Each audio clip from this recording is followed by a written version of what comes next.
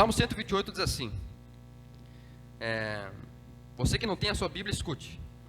Bem-aventurado aquele que teme ao Senhor e anda nos seus caminhos. Do trabalho das tuas mãos comerás, e feliz serás, e tudo te irá bem. Tua esposa no interior da tua casa será como videira frutífera, teus filhos como rebentos de oliveira, à roda da tua mesa. Eis como será o homem que teme ao Senhor. O Senhor te abençoe desde Sião, para que vejas a prosperidade de Jerusalém durante os dias da tua vida. Vejas os filhos dos teus filhos e a paz sobre Israel. Aleluia. Feche seus olhos. Feche seus olhos. Pai, eu peço que o Senhor venha abençoar a vida desses irmãos que estão aqui nessa noite, que tiraram esse domingo para receber um pouco mais da tua palavra, Deus. Um pouco mais daquilo que tu és. Eu peço que o Senhor venha tocar todas as vidas que estão sedentas por ti, Pai. Restaure agora, toca o coração de todos aqueles que precisam ser tocados. Restaura a vida de todos aqueles que precisam ser restaurados, Pai. Que se existe nessa noite um jovem, uma mulher, um homem, que está perdido na escuridão de suas escolhas erradas, que nessa noite possa enxergar a luz para suas decisões, para suas escolhas. Que o Senhor venha com o seu bálsamo nessa noite, restaurando essas vidas através da tua palavra. A tua palavra é viva e eficaz, como diz Hebreus capítulo 4, e ela é mais afiada do que espada de dois gumes. Ela penetra no interior do ser humano. É por isso que eu peço que o Senhor venha agora derramar o teu poder sobre essa igreja, sobre esse local, que a tua glória venha cativar as pessoas que vão ouvir agora a pregação do Evangelho, e que venham, Deus, se converter dos seus caminhos, converter ao Senhor os seus caminhos, e enxergar para essa semana que entra, com esse domingo, um norte para aquilo que precisam fazer na sua vida. Que o Senhor venha agora reverter toda a situação de carência, que o Senhor venha agora, Deus, suprir toda a carência emocional deixada por um pai ou deixada por uma mãe. Que o Senhor venha agora suprir toda a carência deixada por um cônjuge, por um filho, por um tio, por um avô, por um avô. Que o Senhor venha suprir agora toda a carência na vida desses irmãos, e que eles venham ser cheios da tua luz e da tua paz, em nome do teu santo Filho, Jesus, amém e amém. Amém? Os irmãos estão abençoados? Então, o que acontece? Eu falei para os irmãos que nesse domingo a gente ia dar uma palavra especial para as famílias, né? Por quê? Preste bastante atenção que eu vou ser bem rápido. Esse salmo que a gente acabou de ler, que eu vou reler novamente, né? Ele é o salmo da família. Então ele fala a respeito de uma família ideal. E por que é importante você prestar atenção no que eu vou dizer? Porque, como vocês sabem, como eu sei, a base da sociedade são as famílias. Então, quando Satanás quer destruir todos os sistemas de valores construídos por anos de cristianismo sobre a face da terra, o que ele ataca? Ele ataca a família. Ele ataca o núcleo da sociedade, ele ataca a base, os fundamentos da sociedade, porque todos os segmentos da sociedade são formados por famílias. A igreja é formada por famílias, é a reunião de várias famílias. Você que está vindo aqui, você é de uma família. A igreja é a reunião de várias famílias.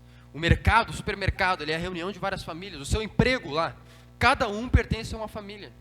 Todos os aspectos da sociedade são formados, né, por núcleos familiares. Núcleos familiares deixados como herança do cristianismo. Então Satanás, ele tem uma estratégia muito inteligente. Quando ele quis destruir a comunhão que Adão tinha com Deus, o que ele atacou? A família. Ele destruiu a família. Deus estabeleceu uma família, Adão e Eva, e depois veio Caim e Abel. O que Satanás atacou? Você que está acompanhando lá a novela Gênesis, ou que acompanhou a novela Gênesis, né? O que você viu lá? O que Satanás atacou lá? A família. Quando ele atacou a família e rompeu, quando Eva deixou o seu papel como mulher, e ele rompeu aquela coluna que tinha entre Eva e Adão, aconteceu um negócio chamado crise familiar. E qual que é o principal efeito de uma crise familiar? Eu já falei isso aqui. O principal efeito, a principal consequência de uma crise familiar são as contendas. Como você acompanhou na novela e como nós vemos na Bíblia. Então as contendas entre marido e mulher, entre pai e filho, entre filha ou filho e mãe, são a principal consequência, o principal efeito da queda de Adão são as contendas familiares. É o pai contra o filho, é o filho contra a mãe, é o esposo contra a esposa. Então Satanás está numa briga ferrenha para destruir todos os núcleos familiares da sociedade. E é por isso que nessa noite, Deus falou ao nosso coração já nessa semana.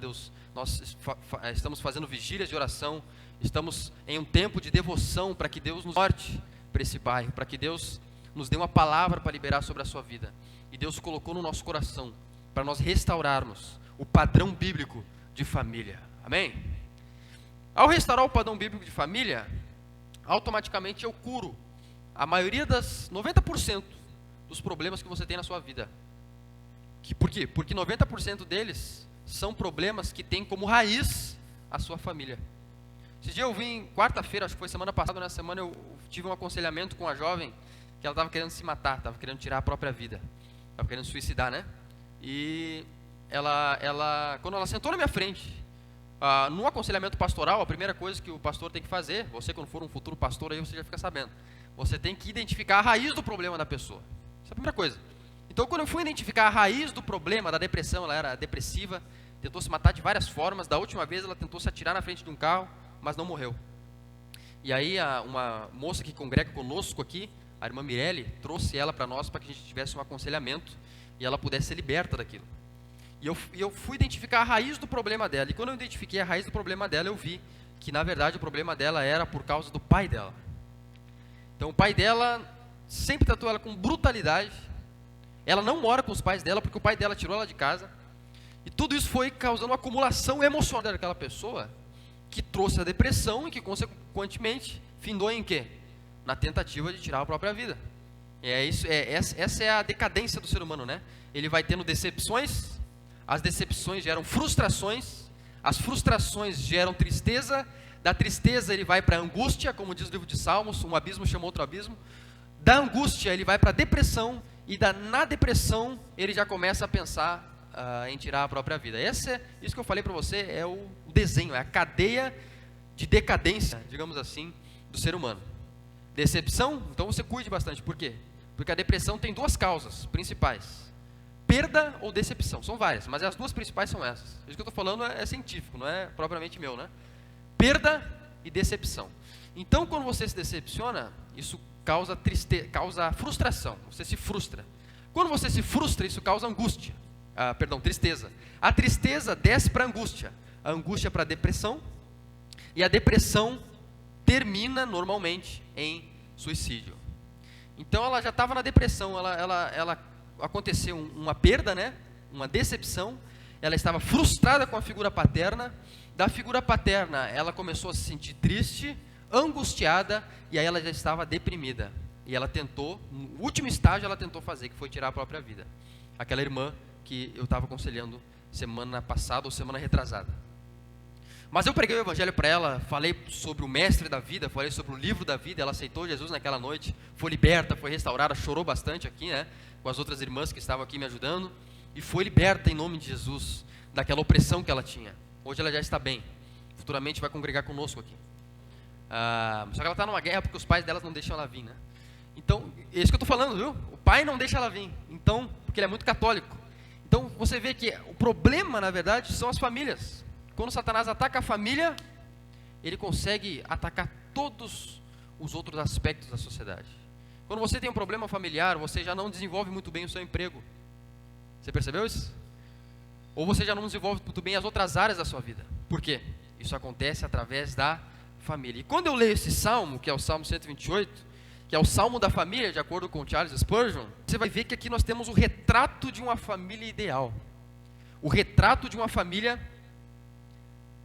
bíblica. O retrato de uma família de Deus. Então você preste bastante atenção, por quê? Porque você tem que olhar para esse salmo e tem que desejar que a sua família seja assim. Então esse salmo nos ensina lições, características de uma família bíblica. Esse salmo nos ensina lições ou características de uma família ideal. E por que você tem que prestar atenção nisso?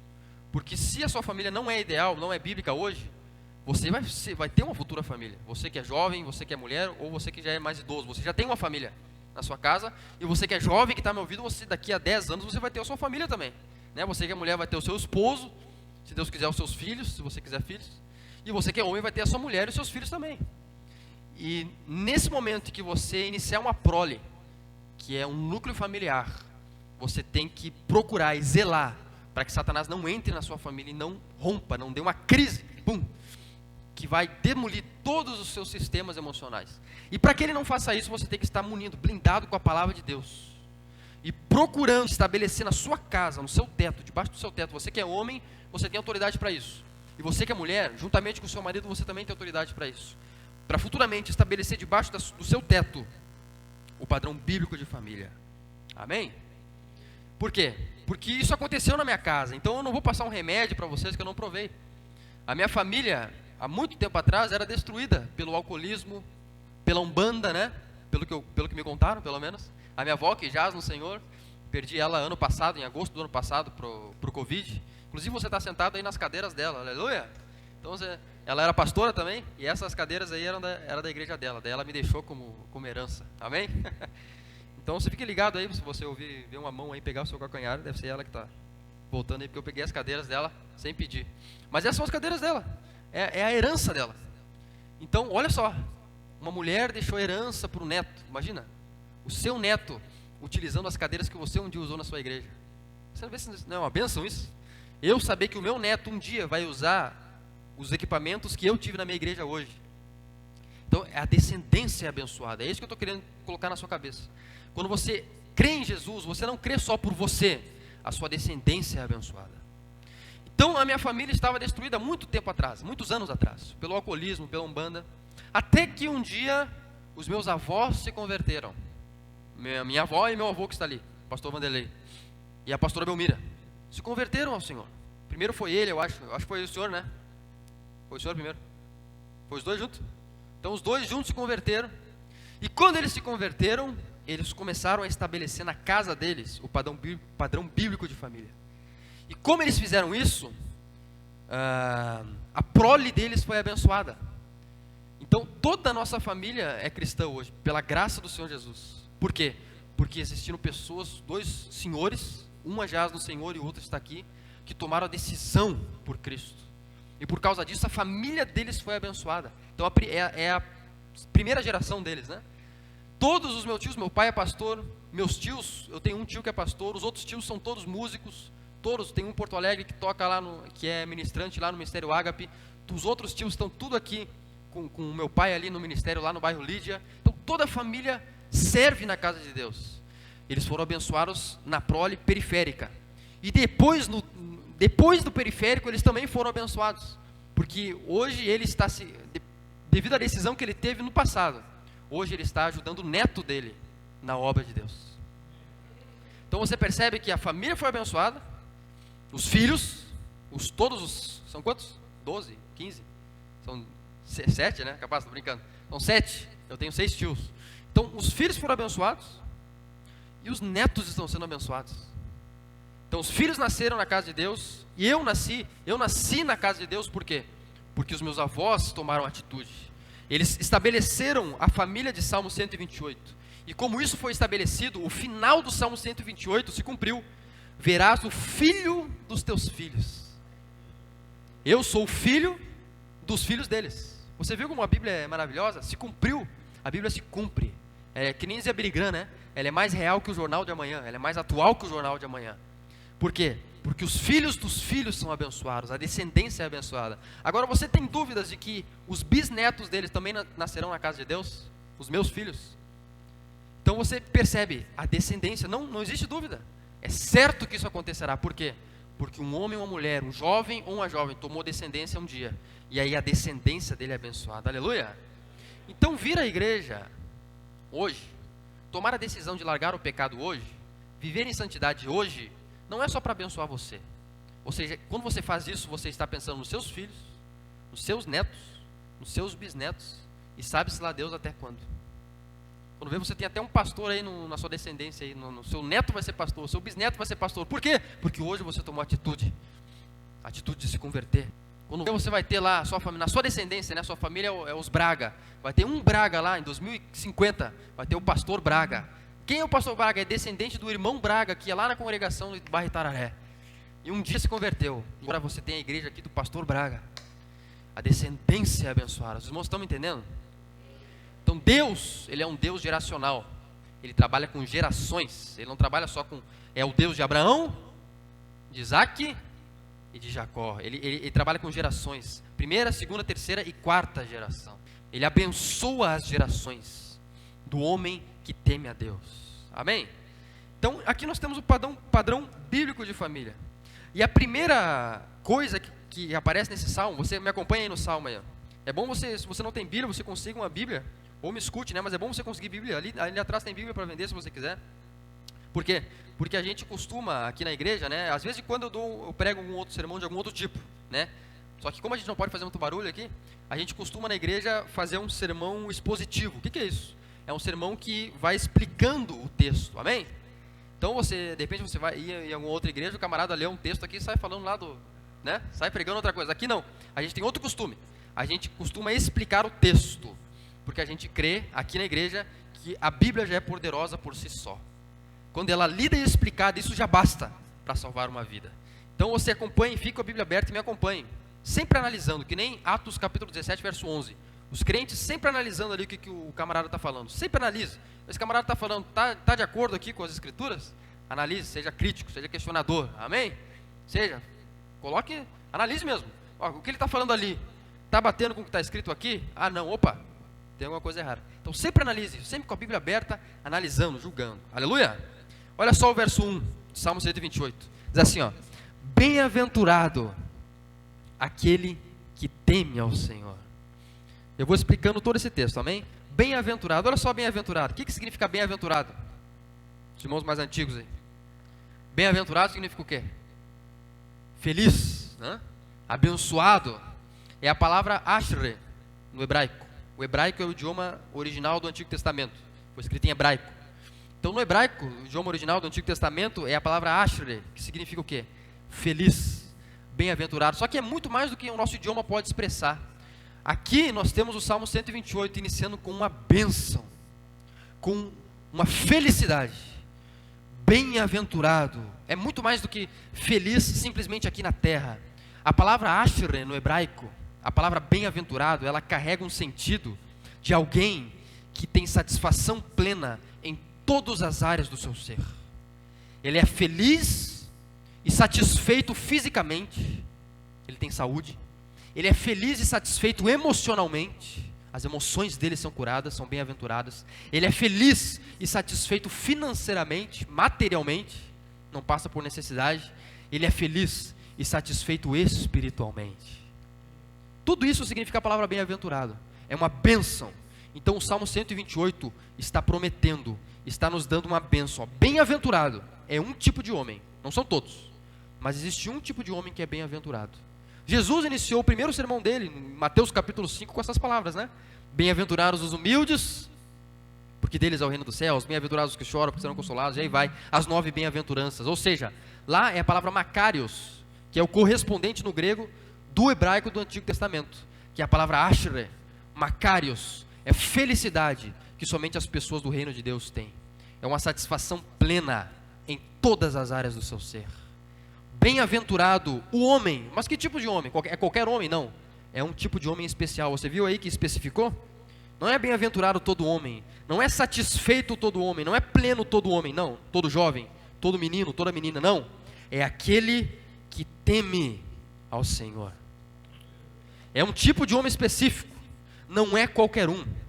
Mas é o homem que teme ao Senhor. E aqui nós temos a primeira característica de uma família abençoada, de uma família que tem satisfação, que é bem-aventurada. Essa família teme ao Senhor.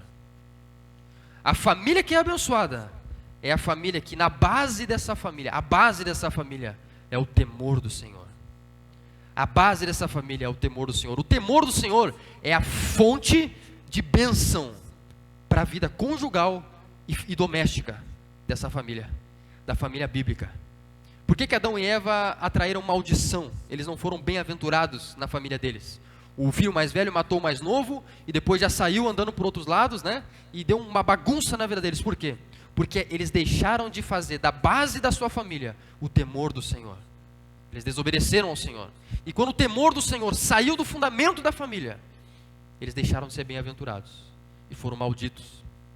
Então a família abençoada, você que é jovem que vai ter uma família no futuro, você que é mulher que vai ter uma família no futuro, ou você que é homem que já tem família há muito tempo, saiba, se você quer que a bênção de Deus, que a mão de Deus, se você quer que a bem-aventurança dos céus venha sobre a sua casa, você tem que fazer da base da sua família o quê? O temor do Senhor. A base de uma família bem-aventurada é o temor do Senhor. Eu tenho uma citação aqui do Augusto Toluk, F. Toluk, que ele fala assim, ó, presta atenção. Onde você vir a casa de um casal continuar a desafiar cada tempestade, você poderá ter a certeza. Então, quando você vê a casa ali, uma família, né, um pessoal, a casa de um casal que está sustentando sobre toda a tempestade que vem, eles estão de pé, você pode ter a certeza de que ela se apoia sobre uma fundação segura, muito além do alcance dos sentidos humanos, que esta fundação é o temor do Senhor. A base e o fundamento de um casal inabalável, a base e o fundamento de uma família inabalável é o temor do Senhor. O que nós temos hoje são famílias que estão sendo abaladas. Abaladas pelo quê? Pelas drogas. O vício entra na família e destrói a família. Drogas, alcoolismo, né? Peste, doença, coronavírus entra e demole todo o sistema emocional daquela família. Um jovem, sei lá, tem relações com a sua namorada antes do casamento, e aí nasce um filho, e aí muda a rotina, muda todo o esquema daquela família. Mas a família que teme ao Senhor, que tem a palavra de Deus como base, como fonte, eles têm uma fonte de bênção eterna, que é o temor do Senhor. Então, se você quer ter uma família abençoada, a primeira característica, hoje domingo é o culto da família, faça do fundamento da sua família o temor do Senhor. E fazer do fundamento da minha família o temor do Senhor. Porque a gente tem dois tipos de temor, né? Você tem o temor que traz terror, e você tem o temor que traz a bem-aventurança. Aqui nós estamos vendo o temor que tem como consequência a bem-aventurança. A família que teme, eles recebem bem-aventurança na sua família. Aqui, o temor do Senhor é a causa de bem-aventurança, mas em muitas pessoas, o temor é a causa de terror. E que são essas pessoas? São as pessoas que não têm Jesus no coração.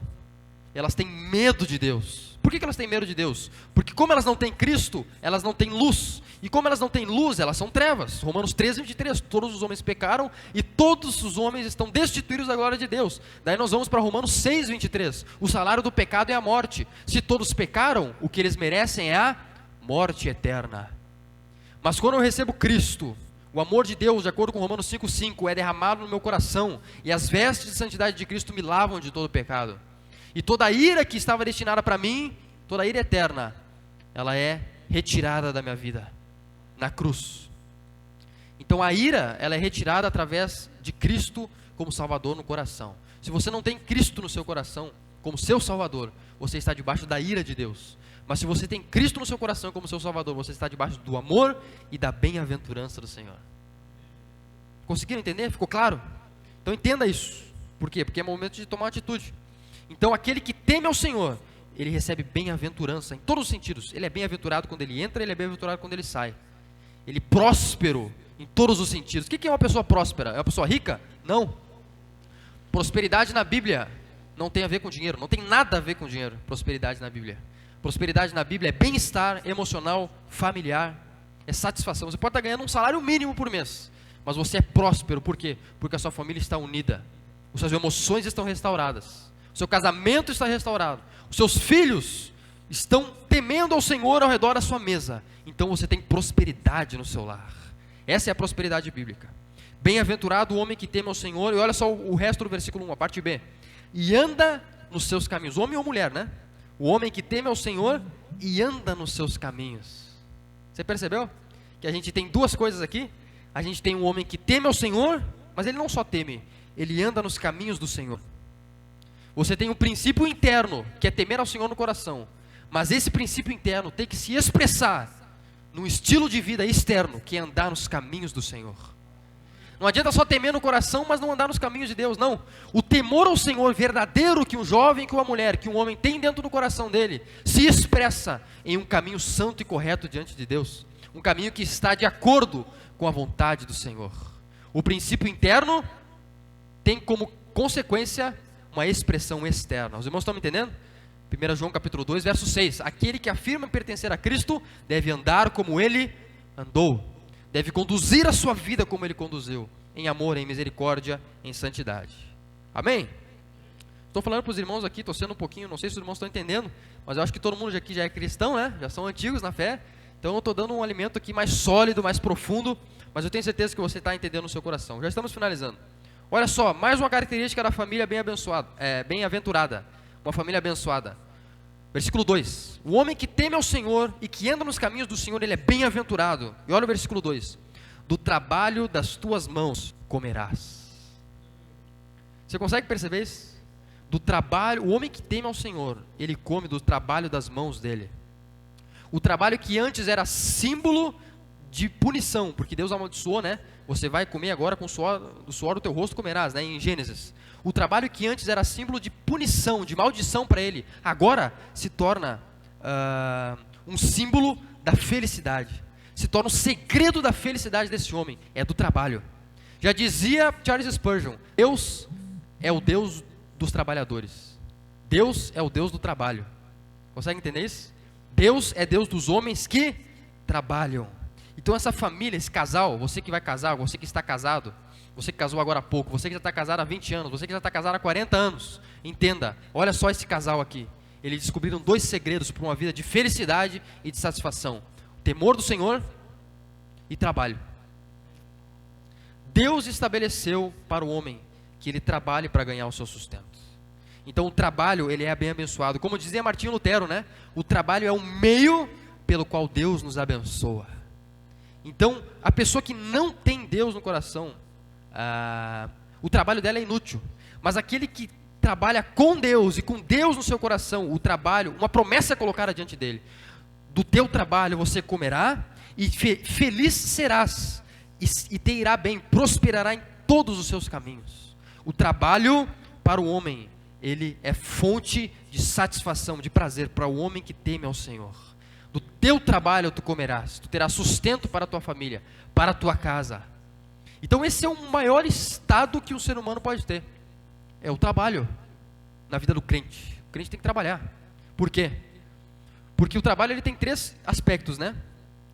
E tem pessoas que não têm isso. Mas você que tem o seu trabalho, você que está trabalhando, ou você que quer trabalhar, ou que tem o seu trabalho, você tem 3 coisas que é o suprassumo, né? É o maior estado que o ser humano pode ter. Por quê? Porque ele tem o que fazer. 2, ele tem forças para fazer isso. E 3, ele recebe a retribuição por aquilo que ele faz. Isso é o trabalho. Se você trabalha, você tem uma bênção de Deus. Sabe por quê? Porque você tem o que fazer. Tem gente que não tem o que fazer. Tem gente que quer trabalhar, mas não tem trabalho. Você não. Você tem o que fazer. Só que tem gente que tem, mas não tem força para fazer. Devido à saúde, né? Devido à incapacidade física. De repente é cadeirante, é cego, é manco. Não tem como trabalhar, né? Tem algum problema, pegou o coronavírus. Então, você tem o que fazer e você tem forças para fazer isso. Tem gente que até quer fazer alguma coisa, mas não tem força. Você não. Você tem o que fazer, você não está desempregado. E você tem forças para fazer, você não está doente. E mais, você não é escravo. Você recebe a retribuição, que é o seu salário, por aquilo que você faz. Esse é o homem bem-aventurado. Ele tem o que fazer, ele tem forças para fazer, e ele recebe a retribuição daquilo que ele faz. É o homem abençoado, amém?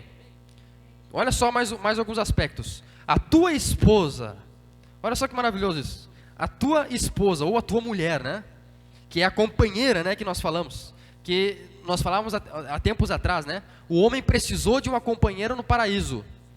Por que a gente vai achar que ele não vai precisar de uma companheira agora? O que Deus falou em Gênesis capítulo 2, verso 18? Não é bom que o homem viva só. Dar-lhe-ei uma auxiliadora que lhe seja idônea. A palavra auxiliador. Então Deus viu que o homem estava sozinho. O que Deus fez?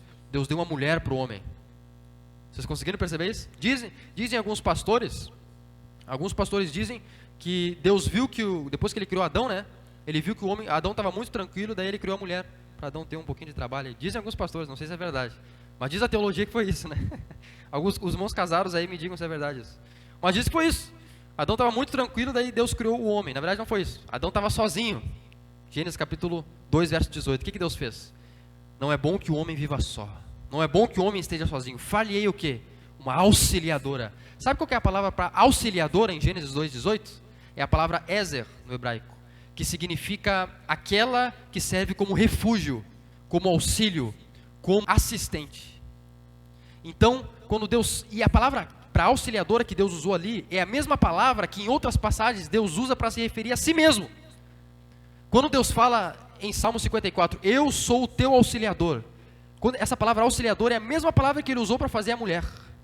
É a mesma palavra. Ou seja, a mulher ela veio como um ministério de auxílio e de base, de refúgio para o homem. Em Gênesis capítulo 2. Essa é a base doutrinária do casamento que nós temos, que eu ensino para os irmãos. A base doutrinária e bíblica do casamento é essa.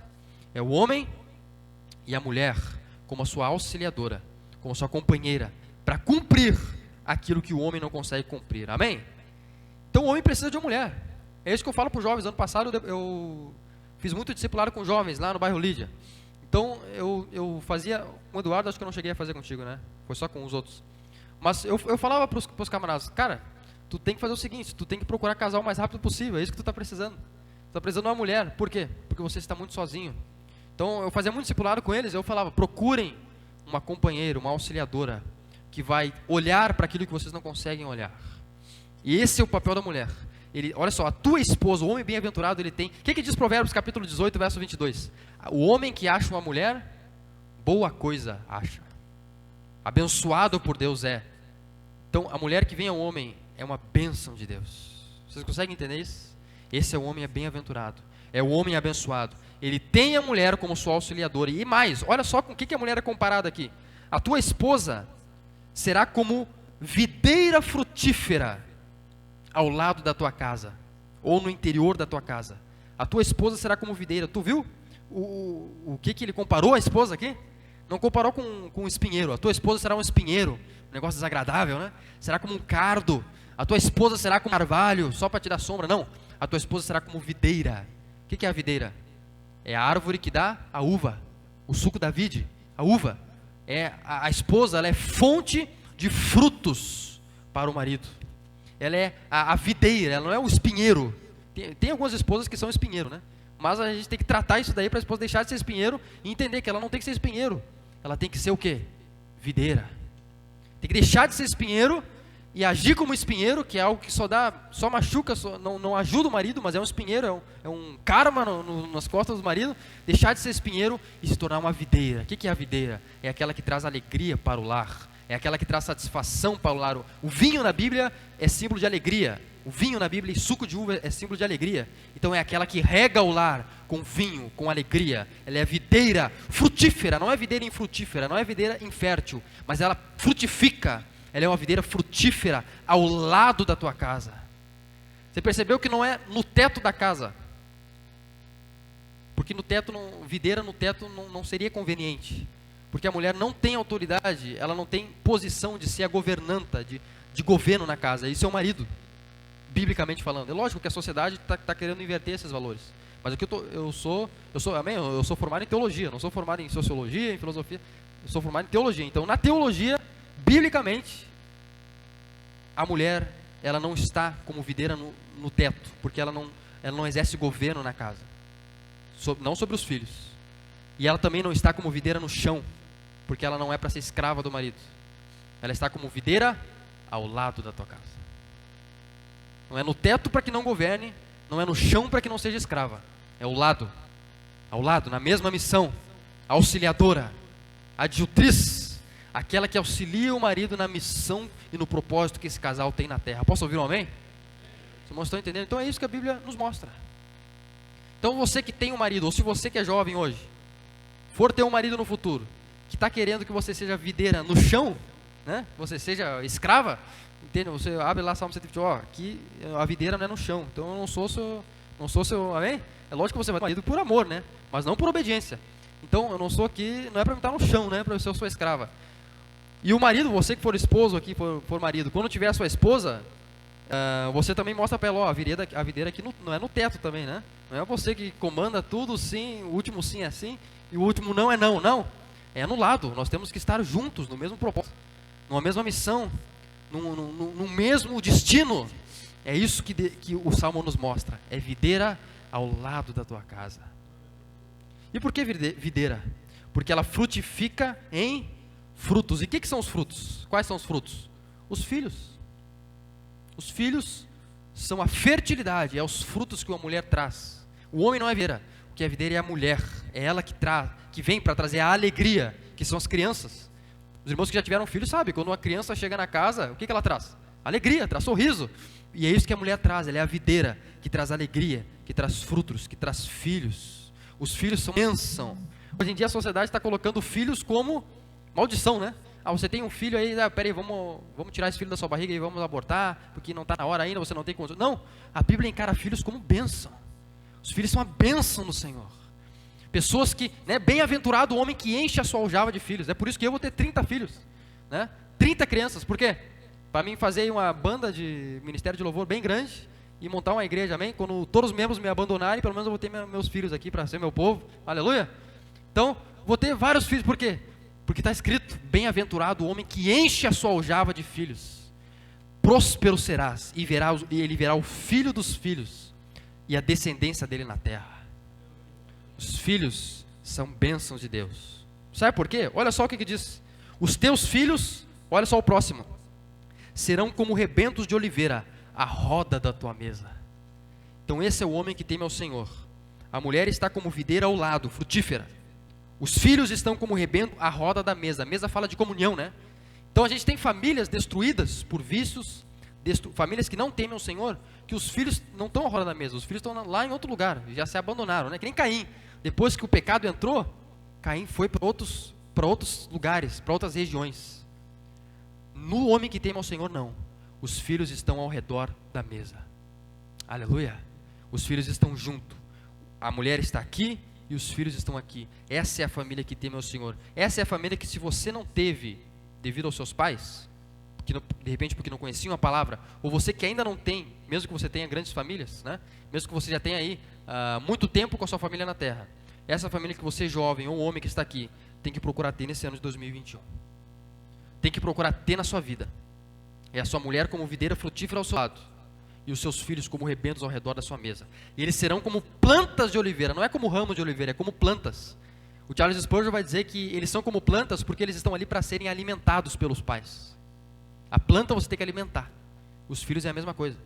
Eles estão ali para ser alimentados. Alimentados no físico, na barriga? Não somente. Também, mas não somente. Eles estão ali para serem alimentados no seu emocional. Como o pai tem a responsabilidade de satisfazer os filhos em todas as suas necessidades emocionais. Eles estão ali para serem alimentados espiritualmente. Então é uma grande responsabilidade de ser pai, amém? Então pense duas vezes aí. Mas essas são as responsabilidades de um pai. Ele tem que prover o alimento físico, ele tem que prover o alimento espiritual. Ele tem que indicar para o filho o caminho. Ele tem que prover o alimento emocional. Ele não pode deixar o filho crescer com carências emocionais, deixadas por uma orfandade de pais vivos. E ele tem que crescer com satisfação, com alimento também financeiro. Amém?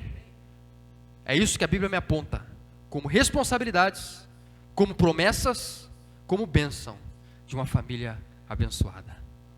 E para finalizar, olha só o versículo 4. Assim será o homem que teme ao Senhor. Essa é a bênção, irmão. Você tem uma promessa diante de você. Estou como prova viva de que, se você cumprir isso que eu estou falando nessa noite, você com o seu marido lá, com o seu esposo, com a sua esposa, com a sua namorada, vão ter uma casa abençoada, uma casa próspera, uma casa que vai fazer diferença na terra e na vida de pessoas. Assim como a minha casa tem feito diferença na vida de pessoas. Aleluia!